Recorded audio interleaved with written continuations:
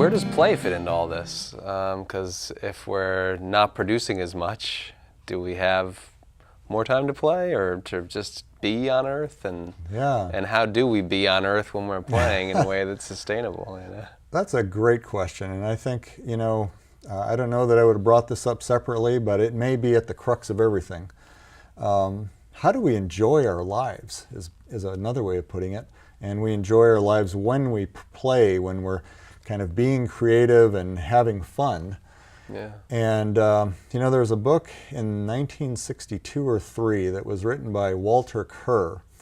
And he was a film critic for the New York Times, of all things. But he wrote a book called The Decline of Pleasure.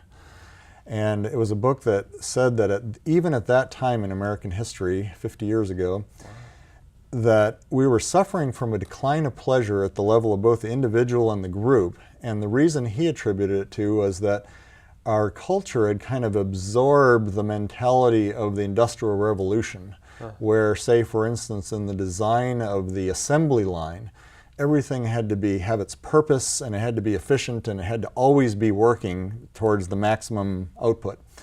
And so he said that by the 1960s that our culture had become one where our daily lives were so consumed. So that it was no longer possible just to do things for no reason, just to hang out or to have fun or to be creative.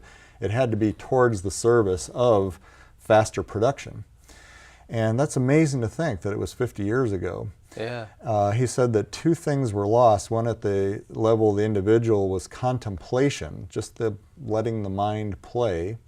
And then the other one was free narrative and storytelling at the level of the group. And I think we're just starting to, in society, realize that that's suffering a bit, and we need to reclaim that.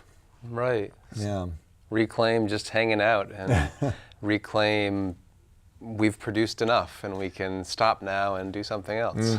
Yeah. Boy, that word enough also is so powerful, isn't it? How do we know when's enough? And I think it was in the Tao Te Ching where they say only he who knows what is enough will have enough. And it comes right to that, really. Wow.